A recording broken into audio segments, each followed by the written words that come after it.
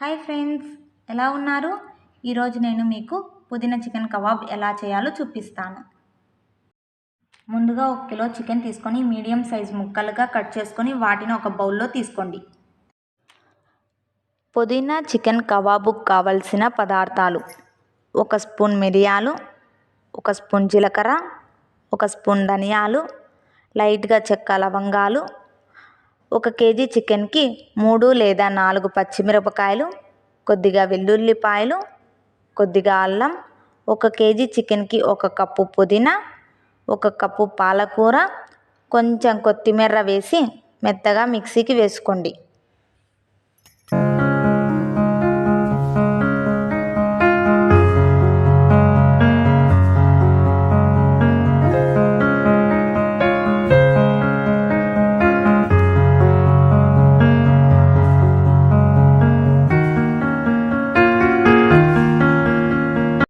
ముందుగా పక్కన పెట్టుకున్న చికెన్ ముక్కలకి పుదీనా పేస్ట్ని కలుపుకొని 1 కప్పు మైదా పిండి, 1 కప్పు కార్న్ఫ్లోర్, 1 కప్పు బియ్యం పిండి, 1 స్పూన్ ఉప్పు, 1 నిమ్మకాయ కలిపి ఈ పేస్ట్ అంతా ముక్కలకి బాగా పట్టేలా చూసుకోండి. తరువాత 1 ఎగ్ని కలిపి చికెన్ ముక్కలకి 1 అర్ధగంట లేదా గంట పాటు పక్కన పెట్టుకోండి.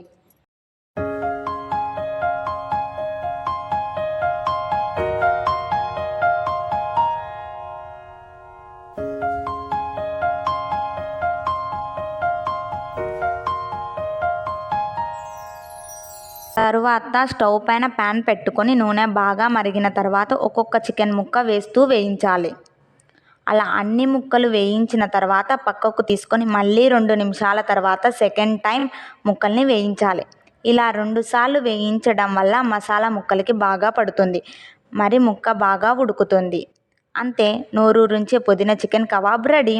ఇలాంటి మరిన్ని వంటకాల కోసం మన ఛానల్ని సబ్స్క్రైబ్ చేసుకోండి, లైక్ చేయండి.